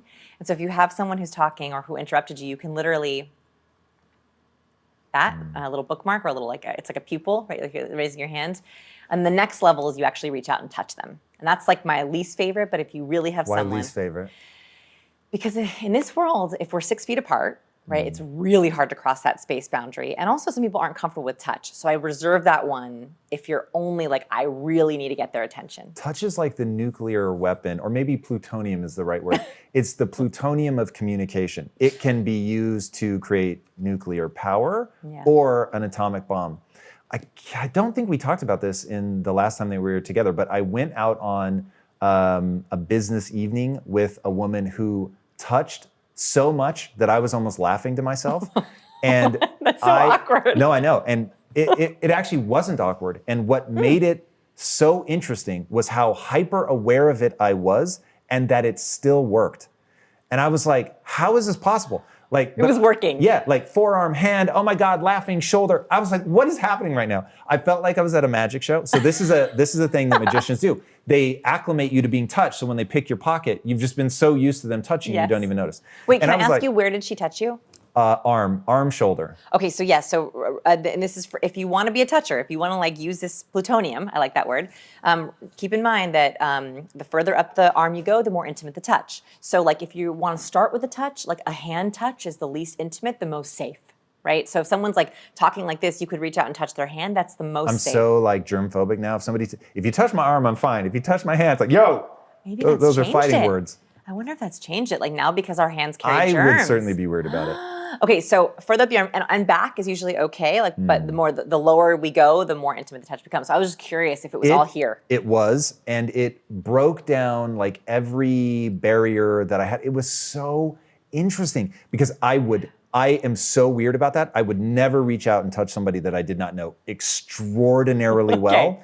Noted. And yeah, like it was really, but it was really interesting. So well. I was like, I know this is a thing. I can't bring myself to do it. Yeah. And yet, as somebody's doing it to me, and it was so frequent. She must have touched me, you're gonna think I'm kidding, 42 times in the night. I mean, it was hilarious and effective. Okay, so let's talk about touch. So the reason why touch works is because it produces oxytocin. We also can self-produce oxytocin. So that's why, like, if you rub your hands, whenever I have students who are really nervous, I say self-touch. And the reason for this is because you can literally... Keep it clean, boys and girls. Yeah. I knew... I had to, forgive me. I was like, do I do it or did I let him do it? I was like, softball. Thank you. Yeah, okay, so yeah. I'm practicing being warm, you see. I love it. I love it. self-touch, PG, right? So you can like rub your arms. Like this will literally produce oxytocin.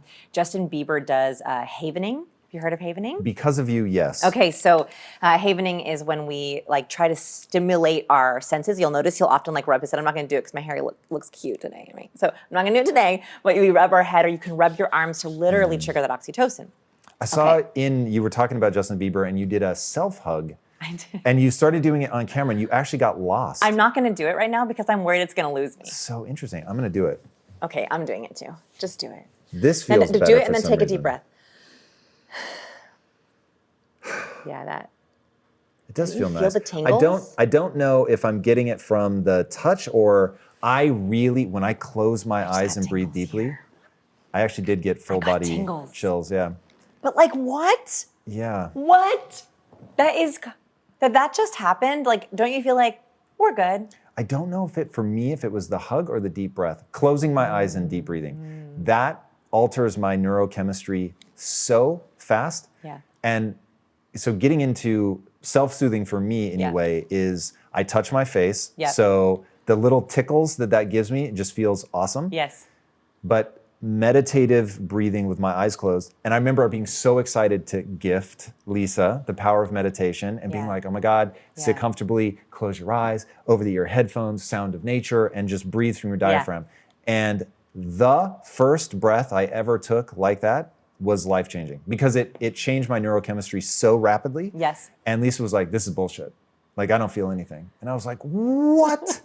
I was utterly shocked. Okay, so let's talk about self-soothing for a second because this is like a powerful kind of back pocket tool. If you've ever been in a meeting and you blanked out, you want to give yourself a distancing behavior or gift yourself a distancing behavior. The problem is when you're in it, right? So you're in a presentation, you're on stage, you're on a video call, you're in a date, and you blank out, you're in it. Usually you're like leaned in, you're leaned forward, you want to do it. And what people make the mistake of doing is they go further in. They go, have you ever seen people like on stage? I've been that person, yes. Yeah. So they're I know all too well. They're literally like, where is it? And they're trying to get it. That is actually the worst thing you can do. You're actually overloading your prefrontal cortex by trying to get more. What I want you to actually do is back up. So I want you to give yourself physical and emotional distance. So if you're in that, just take a step back, either sit back or take a step back. Try to angle your head back. And if you can, even if it's subtle, just that changes the nature of your brain. When you take a step back, research has found that when you literally take a step back, you are able to get more perspective. So if you ever blank out, don't lean in, lean back. Take a step back, take a breath back, grab your water, right?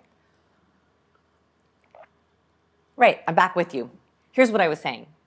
That's how I want you to do it. It's super smooth and it actually helps that reset. That's what we're actually doing for ourselves. And if you're alone, of course, you can do the self-touch.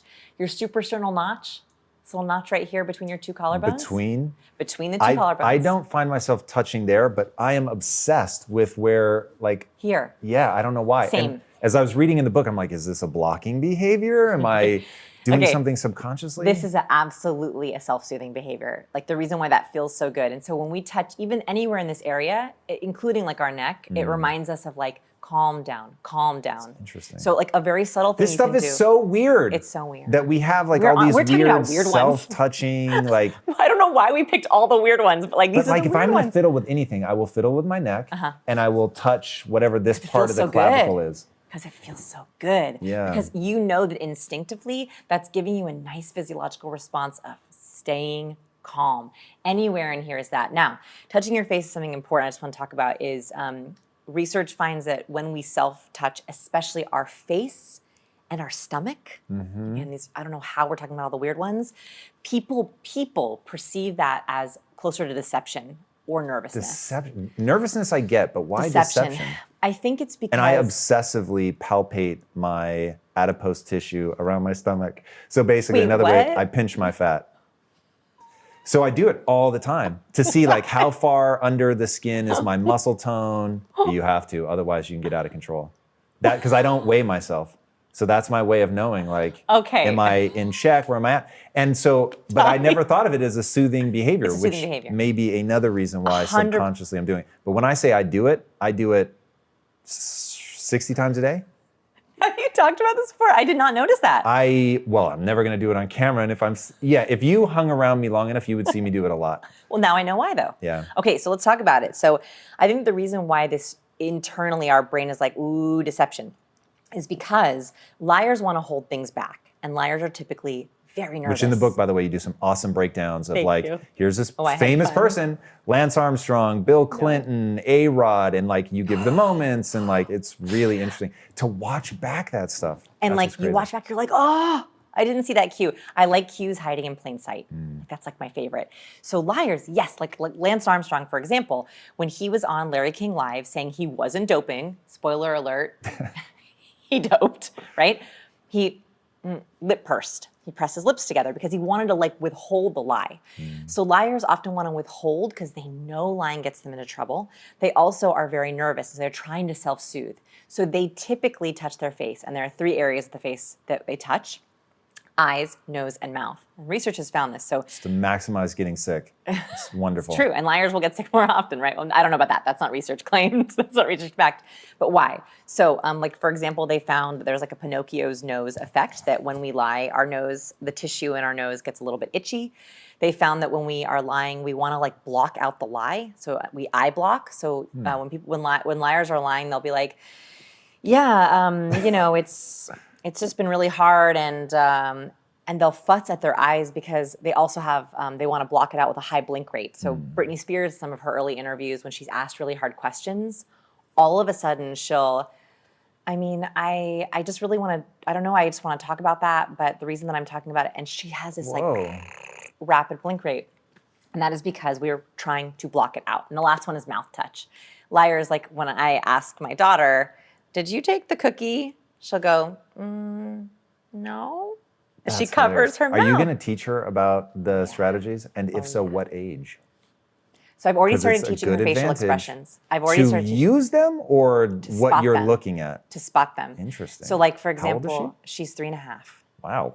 Talk about starting young. Oh, and it's so helpful to her because, again, control, right? Like, I didn't get confidence naturally, but the more that I've been in control of the cues I'm sending to others, and also seeing the cues that are being sent to me, the more confident I feel. So when we're on the playground and she'll say, I want to play with her, or should I go ask them to play? I'll say, well, look at their face. Do they look happy or do they look sad? And if they look happy, I say, well, she looks happy. Why don't you go over and ask her? And then I say, look at her face. If she says she's happy and she wants to play with you, she wants to play with you. Or does she look sad? So we practice the facial expressions, and she knows them. Like she knows we were watching a Spanish movie, and she doesn't speak Spanish, one day, hopefully. And she could say, oh, why? She said, why is he sad, Mama? Because and even the cartoon character was showing classic sadness. So sadness is an upside down U. So we pull our mouth down, and then we pinch the corners of our eyebrows, and we droop our lids. Like that. Even the cartoon character was showing that face, and she could see he was sad. So I think as young as possible. The whole notion of frenemies I find really, really intriguing. And this is something certainly that I've dealt with in my life. And it was weird to me how until I read that it didn't register why that would be so insidious. So what the science says, they did a research study with police officers, and they asked police officers to identify the amount of toxic people in their workplace and the amount of ambivalent people. And they found that the police officers who had more ambivalent relationships were sick more often, had less happiness at work, and didn't like their job as much than police officers who had toxic people. Just think about that for a second. And the reason for this is because if you have a toxic person, boundaries are easy. They ask you to go out to lunch and you're like, no thanks, right? Like it's a no thanks. Whereas if an ambivalent person asks you out to lunch or asks you to their birthday party or asks you to work on something, it takes this mental energy where you have this thing where you're like, ooh, like, will it be good? Would I rather eat alone at my desk or would I rather have lunch with this person? And when it's not always easy, that's an incredible drain on our emotional energy. And if you are an introvert or an ambivert is someone who is kind of splits between extroversion and introversion, your energy is finite and our mental space is finite. And this is something that I did not realize until much more recently. I thought that mental space was sort of endless, right? You could learn forever. You could think about things forever. But actually, we only have a certain amount of mental time every day. And if we're dedicating that to trying to figure out if someone likes us or not, which is a very important thing. We all like to be liked, whether we admit it or not. That, I think, is a waste of mental energy. Why would we want to spend it towards that? And that's why I think ambivalent people are more dangerous. Do you have a checklist? Because I'm like thinking back to the people that managed to become frenemies in my own life. It's kind of scary how long it took me to be able to put that label on them, to like sort of wake up to the fact that either they always were or the relationship had evolved to that. Like years, right? Years. I know.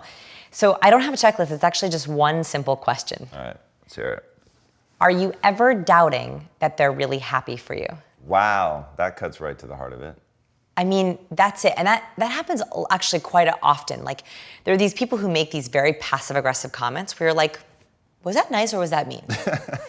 If you're ever questioning that, that means they are not truly happy for you. Or if you have a piece of really good news, a really true good friend will mirror and match that excitement with you. Someone who's not as happy for you will come in with dream killer questions. You know dream killers? Oh, yeah. Yeah.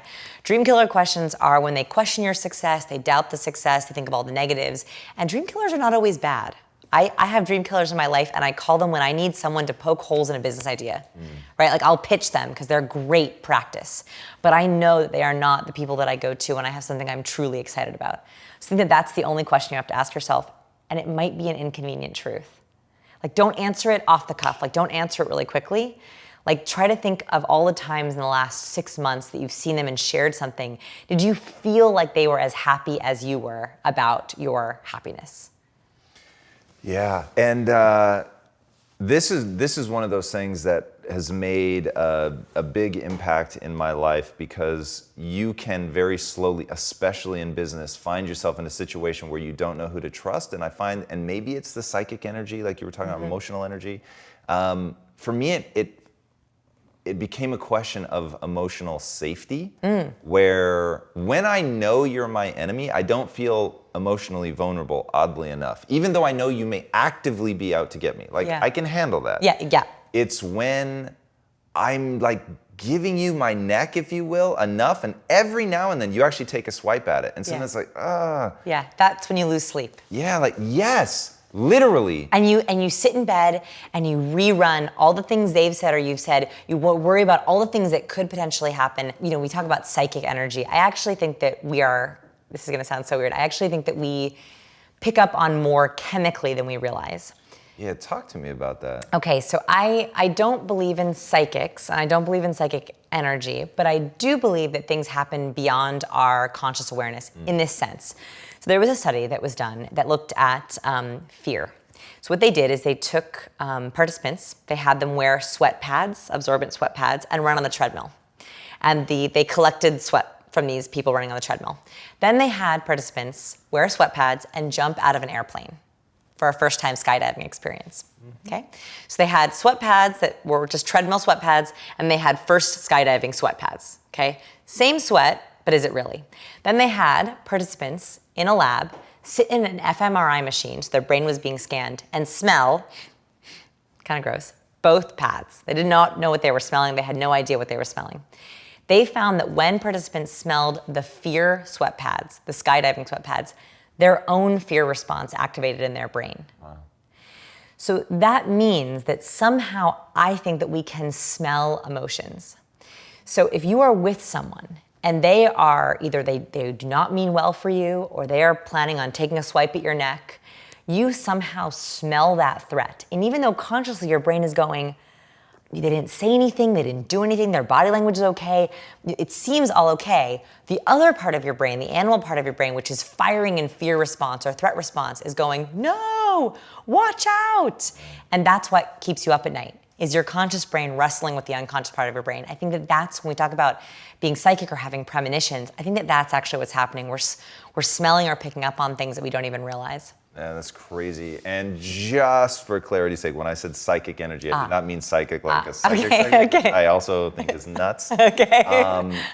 That is incredibly interesting. Go ahead. I was going to add the other aspect of this is like facial structure. Yes. There's a part in the book that had. I'm obsessed with this. Were you able to sort of see the faces? Were you able to see them? Yes, and I like to think that I'm like Jedi level at thin slicing. Cool, okay. Just from the amount of interviewing that I've done, like I'm totally obsessed with this notion of how much, and it scares me because I think I actually have like I definitely have resting bitch face. So let's start with that. Yeah. And then on top of that, like when I would explain to people like what thin slicing is, hey, you're walking in a dark alley and you turn around and you see like this little old lady and she seems so sweet, like you thin slice immediately, not a threat.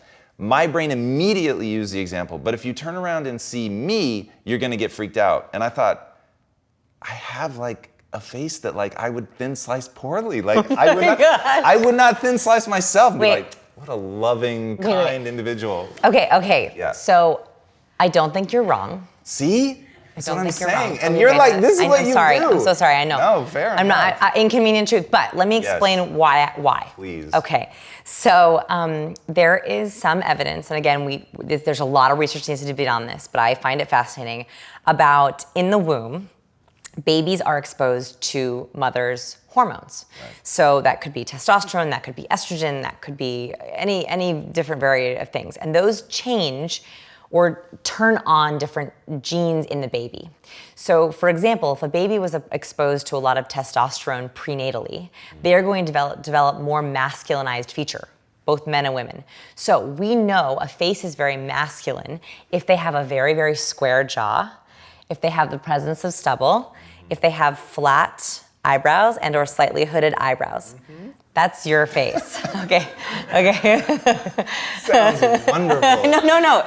It's a good thing. It's a good thing because it's a very masculinized face. Right. So that is 100% right. So in the book, I have computer graphics of incompetent faces to competent faces, not dominant faces to dominant, not competent to competent, and then I think it's trustworthy, not trustworthy, trustworthy. Right. So you fall very high on the dominance scale.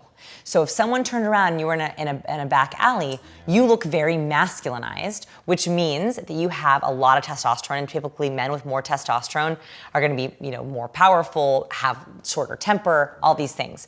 So it's about the shape of your jaw, it's about the hooding of your eyebrows, and then the presence of stubble, and you wear stubble. Yeah.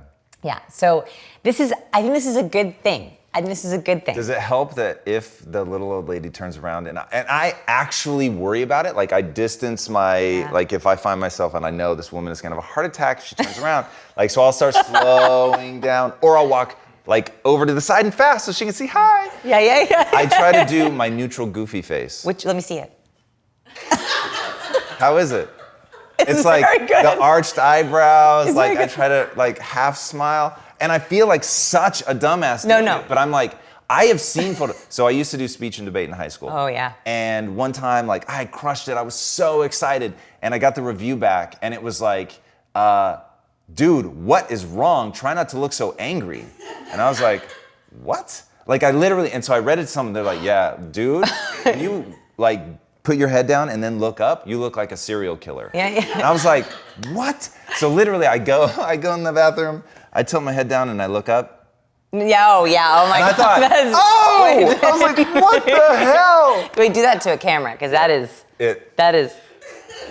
yeah. That's when I realized. Yeah, that's intense. Man. I'm like, that's fine. Yeah, so but now you know why, right? You know it's the shape of your jaw and your face. So what you did is perfect. You optimized how you were naturally wired, right? Okay, right? So show me your, what did you call it? Your goofy, silly face? My goofy, neutral face. Can I see your goofy, neutral face again? Okay, perfect. Okay, can I explain why this works from a scientific perspective? Okay, so when we raise our eyebrows up, it is the universal sign of interest or engagement. For example, if I were in a bar and go, you would know what I meant. Right. Or if I were to be listening and be like, oh, you would know that means I'm like literally trying to see more, right? It's like the invocation of that. So with your eyebrows up, it changes the shape of that hooded look. Right, so when you're like this is a very high testosterone when your eyebrows are hooded. So when you push them up, not only does it show openness, engagement, curiosity, say hi, it also takes away the hooding. And then you also slightly opened your mouth a little bit. That also softens your jaw. So in a way, that takes your face and just makes it more open. I think that this is actually a very good thing, because I think it's part of the reasons why you are so successful. Wow. We like people who are very powerful, who have high testosterone. We like it for both men and women. So your look shows intensity, it shows strength, it shows power. So never be angry at how you are wired, your genetics, how your face looks, because that is, I think, a huge contributor to your success. And I feel that way with everyone. We all have things about our face, about our personality, about our body, about that we don't like, but I think that if we can frame it as this has been an aspect, or it can be an aspect of our success, that's extremely important. For example, I also have resting bitch face. Should I critique myself? Please, yes. I feel like I was critiquing you, so I should critique myself as well. So I have resting bitch face, and the reason for this is because my features angle downwards. So at rest, this is me at rest. Right, and I just look like terrible, right? I'm just like, oh, like I'm bored, I'm upset. And that is because my lips, when they're at rest, angle slightly downwards, and my eyes also angle slightly downwards. Even if I'm totally neutral, they angle down. So I know that I can look very, very serious. But that has also helped me because I am a science researcher, right? Like, it's very important for me to look like I'm taking things seriously as I am. So when I want to be more on or engaged, you'll notice that I actually do my makeup a very specific way. I don't know if you can see my makeup. Yeah, angle So up. I angle up. Yep. And I also put my shadow a little bit above my brow bone, a little bit above my eye to bring my eyes up. Right. That is because I know that's going to make me look a little happier, a little less sad, a little less intense. So this is something that I know about myself, but I don't think that that's a bad thing. It's just something that I know I have to counteract a little bit. All right, so I want to go back to radical honesty. Yes. So what does that look like? Like, what are you actually saying to your friends in particular? So this means that instead of making up an excuse, I will just tell them the real reason I don't want to do something. So for example, a good friend of mine was like, hey, I have this networking event that I'm throwing. It's with a bunch of women in Oregon. I live in Portland. You should definitely come and do like a little speaking thing, and it'll be really great. Instead of me saying, oh, I'm really busy, or I don't have time for it right now, I was like, hey, I do terribly at really big, loud networking events. You don't want me there. Like, I get really anxious, like it's really hard for me. Is there any way that we could do a luncheon instead, where we're like around a table where we can like talk sort of in a more quiet environment? So instead of making up some excuse, I actually will tell them the real reason why I do or don't want to do something, and then we try to work around it. And what does that look like at work? At work, so we have a wonderful team. So we're about 6 people in our lab, and then we have 120 Science People trainers. So our trainers are body language trainers, and they do my curriculum in their different cities around the world. Yeah. So basically what this means is we have a very direct task management system. So I think that is incredibly important with your team to A, know their personality matrix. So I know everyone on my team, their personality matrix, and also how they like to receive feedback and how they like to brainstorm. So for example, let's say that I have an idea and I want to do a big brainstorming session. I like to brainstorm out loud, but I know that 2 of my team members do not. So they might say to me, if we're in a big brainstorming session, and I'm like, any ideas? Any ideas? And it's like crickets. They would say to me, and they would have complete permission to do so, hey, Vanessa, would there be any way that you could write down these ideas, give us about a week to kind of prepare something, and then we could get back together next Friday? I'm not really ready to brainstorm right now. Instead of having a really lame, drawn-out 50-minute session where no one's really throwing around any ideas. So it's a much faster way to speak to our natural orientations in the workplace or on our team. Talk to me about identifying primary values and what they are so that you know how to better deal with people. Yeah, so I was always fascinated by motivation, in the workplace especially. How do you motivate a partner? How do you motivate a colleague?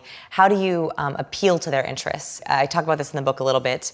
I always thought that with colleagues, the biggest motivation was money, right? Salary, perks, bonuses. I thought that was sort of most of the reason why you work. You hopefully work for a little bit of passion as well, but you're getting sort of, you're trying to pay the bills. And so I had one of my employees who was doing an amazing job, and I was like, you know what, I'm gonna give her a raise and a bonus. She's been doing such a good job. So I had to move around some things budget-wise, but I really wanted to show her how appreciative I was. We get together and I say, I'm so excited, I would love to give you a raise and a bonus. And she was like, thanks. And I was like, that's it? Yeah. Like that's all? And then I discovered this research on resource theory. And so resource theory says that every interaction, every relationship is a transaction. Now, I know that sounds really terrible, but actually it's a very honest, very radically honest way of looking at relationships. And there are 6 different resources that we all give and take. And these are different than the love languages. This is resources. Okay. One of them is money, and that's the one that we think about a lot. We talk about it a lot. But what I found out is this particular employee, her primary value was actually status. How did you find that out? So when I realized she had kind of like a lackluster response, she was like, literally, oh, thanks. you do the thing, lackluster response. You're feeling a little. I feel terrible. I actually feel terrible because I went out of the way to make budget for her, Right. and I also really wanted to thank her for her amazing work. And so when she was like not happy, I was like, But you had to read through, not the lie, but like she was saying thank you, yay. negative nonverbal, right? I was seeing, so when we're talking about nonverbal, there's either micro advantages or micro negatives. Micro advantages? Micro advantages or micro negatives. Can you give me an example? Yeah, so like a micro advantage is if you ask a good question, I would be like nodding at you, I'd like smile, I'd be like, oh, that's great, I'd widen my eyebrows. Those are all micro advantages I'm giving you to say, I love that question. Okay. A micro negative, this is what you probably pick up on without realizing it, are all the things people do when they don't like a question. So maybe they lean back, maybe they make a Right.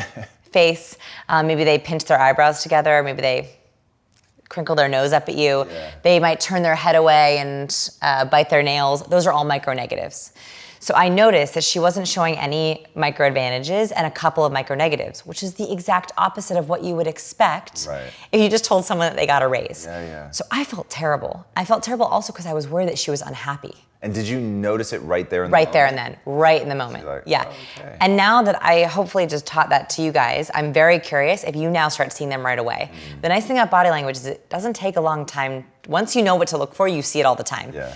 So I noticed it right away. And I was like, oh, okay, well, it will be in your next month's paycheck. And, I'm just so grateful. Thank you so much for all your hard work. I've really appreciated your work. And she's like, oh yeah, it was my pleasure. I love the science people. Okay, we're good. But I felt terrible because I was worried that she didn't like her job. Because I was like, what else could be the reason? What else could be the reason? I was like, oh my gosh, she's thinking about quitting. My neuroticism went crazy. My neuroticism was like, she's gonna quit, she hates me, she hates science people, right? Like I went all the way down that route. And so when I stumbled upon this study that maybe I was looking into motivation, I was reading a white paper on employee engagement and employee motivation because I was worried about losing her. Sure. I found this resource theory and I was like, wait a minute, status. And I started to think back to the times when she showed a lot of micro advantages. And one of the times was when we created an About Our Team page and I put pictures of each person on the page. She was so excited. She was like, oh, I'm gonna go get a new headshot. I can't wait. Like she showed me like 15 headshots. She's like, which one has the best body language? She was so excited. And I was like, I didn't think much of it at the time, but I was like, I wonder if that's status. So I had a meeting with her and I said, radically honest, I was like, I offered you a raise last month because I'm so appreciative of your work. I don't know if that was what you wanted. Is that what you wanted? If I want to show you how grateful I am for you, what way can I do that for you here at work? And she said, actually, I really have been wanting a director role. I was like, great, let's talk about a director role. Let's get you on a plan where we look at titles. So I didn't realize that there was all these other things, like putting her name on the website, putting her in more YouTube videos with me. I didn't realize that that was actually a huge give and so easy for me to give because I am so grateful for her. And so for me, it was like, I was so thankful that we were able to get very quickly, very honestly to what her value was. And I think this is the big challenge, is figuring out yours, and then also trying to figure out every single person that you work with, including your friends and family. So what's interesting though is the biggest shock for me from your book was how I felt like I had never categorized myself in such a clear way. Yeah. So what do you do when the person doesn't know? Yeah, so you are their decoder. And I think that is the most fun role that we can play in life. So if you have someone who is not as self-aware, right? Like they don't know, they hadn't thought about it that way, you get this amazing gift of being able to unlock for and with them.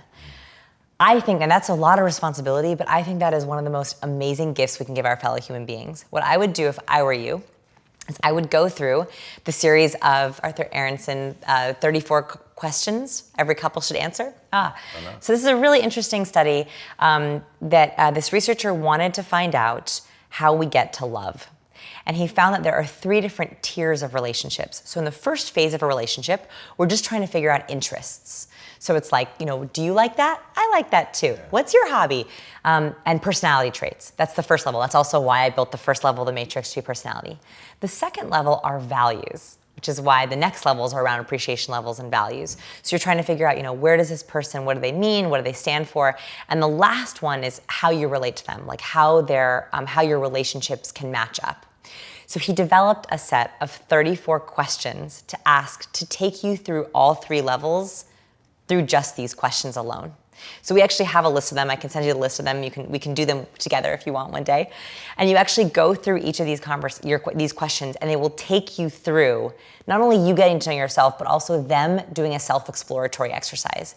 It is the most amazing 2, 3, 5 hours you will ever spend with someone going through these questions. And that's, I think, how we guide someone to self-know themselves. And if you can, it's amazing to do them all in one session, but it's a lot, especially if you have someone who's more introverted. So I think it's very important to respect people's natural orientations.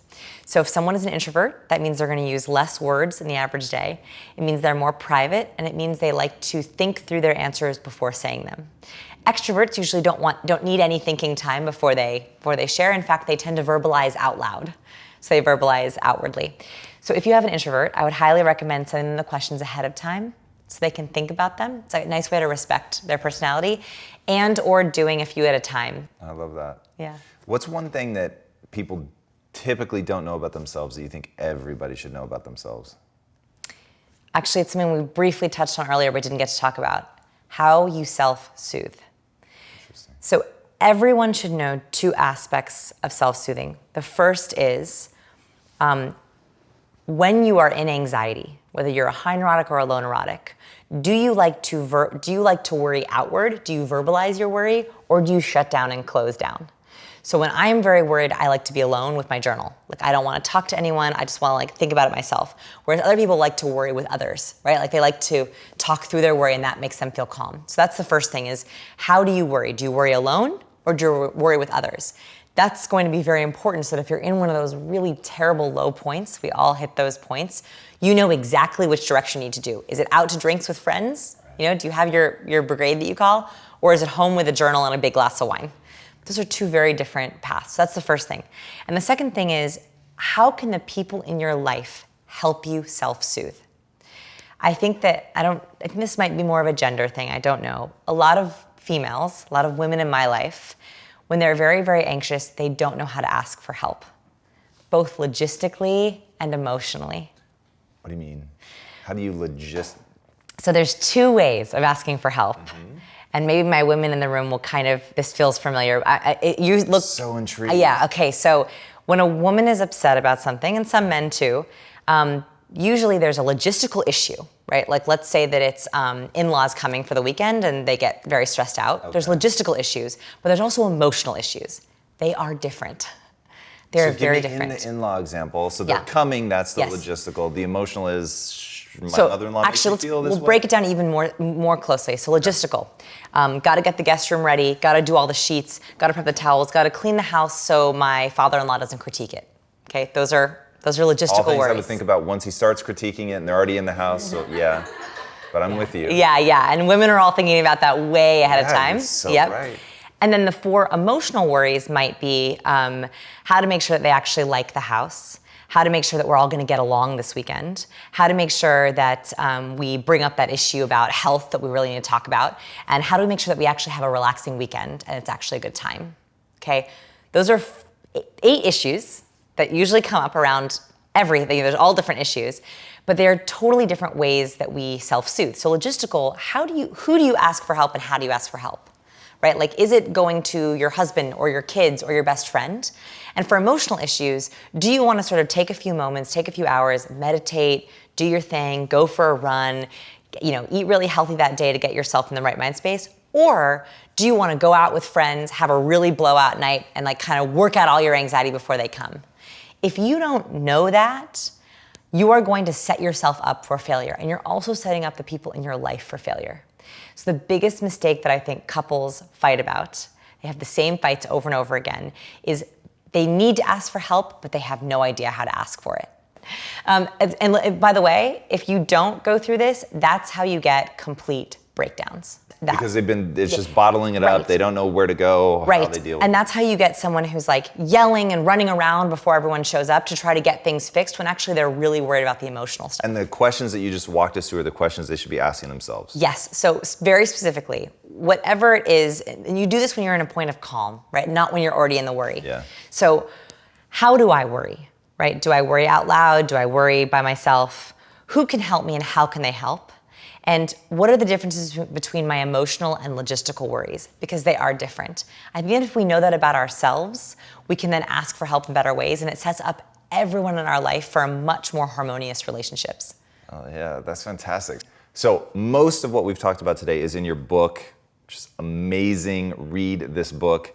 But there's one thing that I've heard you mention, which is a 2-year study you're doing on happiness, which you didn't talk about in the book. Didn't, yeah. Do you have any nuggets that you're ready to talk about? Yeah, so I have been researching happiness for a long time, and that is because I have always been intrigued by my own happiness levels, and I felt like I always had a base point. Like I always felt like, I was sort of at a set point, and I couldn't go 2 points above or 2 points below that set point. And I wanted to know if there was ways to hack happiness.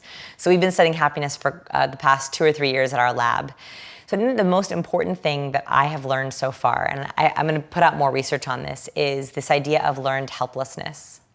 So there's this horrible study. It was done by Martin Seligman. It's horrible. Can I share it? Yeah, okay. I know the study well. Okay, yeah. So this study took dogs, and it put the dogs into a cage with a mat that just very lightly shocked them. And so the dogs would get on the mat and it would kind of shock them. Very unpleasant experience.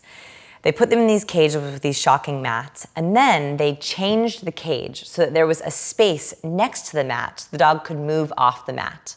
The problem is the dogs who had been on the shocking mat for a long time just gave up. They never went off the mat. In fact, they just sat and took the shocks, even though they could move off the mat.